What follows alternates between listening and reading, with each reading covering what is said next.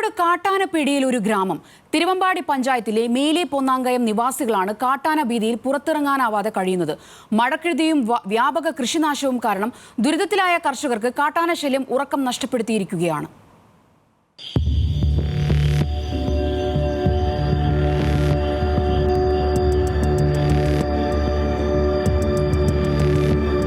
കോഴിക്കോട് തിരുവമ്പാടി പഞ്ചായത്തിലെ 5-ാം വാർഡിൽപ്പെട്ട മേലെ പൊന്നാങ്കയം ഭാഗത്തെ ജനവാസ മേഖലയിൽ കാട്ടാന ശല്യം കൊണ്ട് ജനങ്ങൾ പൊറുതിമുട്ടിയിരിക്കുകയാണ്.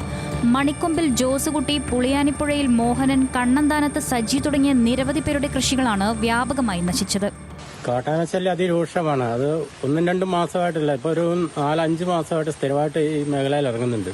അതായത് ഈ ഒരു മേഖലയല്ല, ഒരു ഇതൊന്നും മേലെ പൊന്നാങ്കയം എന്ന് പറഞ്ഞൊരു 1.5-2 കിലോമീറ്ററോളം ഇങ്ങനെ ഫോറസ്റ്റ് സൈഡ് കിടക്കുന്നതാണ്. ഇത് കാട്ടാനക്കൂട്ട് ഇറങ്ങിയിട്ട് ജാതി, കവുങ്ങ്, തെങ്ങ്, പിന്നെ കൊക്കോയ്, ഏലം, പ്രവർത്തയ്യ്, കാർഷികവിള മുഴുവൻ നശിപ്പിച്ചു. ഇവിടെ ഫോറസ്റ്റ് ഡിപ്പാർട്ട്മെന്റ് റേഞ്ചിലൊന്ന് നോക്കി പോയിട്ടുണ്ട്, അല്ലാതെ യാതൊരു നടപടിയുടെ സ്വീകരിച്ചില്ല. സോളാർ ഫെൻസിംഗ് ആണ് ഫുള്ള് കളഞ്ഞേക്കുക. വനാതിർത്തിയിലെ പല സ്ഥലങ്ങളിലും സൗരോർജ്ജ വേലികൾ തകർത്താണ് കാട്ടാന അകത്തേക്ക് കടക്കുന്നത്. പലതവണ വനം വകുപ്പ് അധികൃതരോട് പരാതി പറഞ്ഞിട്ടും യാതൊരു നടപടിയും സ്വീകരിക്കുന്നില്ലെന്നാണ് കർഷകരുടെ പരാതി.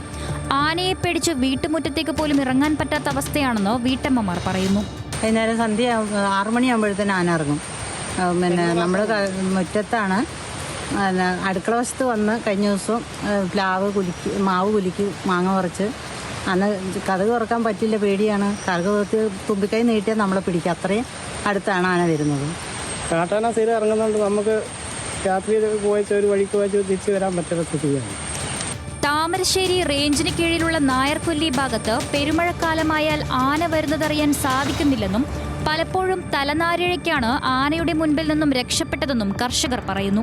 കാട്ടാനയ്ക്ക് പുറമെ കുരങ്ങ്, പന്നി തുടങ്ങിയ മറ്റു കാട്ടുമൃഗങ്ങളുടെ ശല്യവും ഇവിടെ രൂക്ഷമാണ്. കാട്ടുമൃഗങ്ങൾ നശിപ്പിച്ച വിളകൾക്ക് മാന്യമായ നഷ്ടപരിഹാരം കിട്ടാത്തതിനാൽ കോടതിയെ സമീപിക്കാനൊരുങ്ങുകയാണ് കർഷകർ.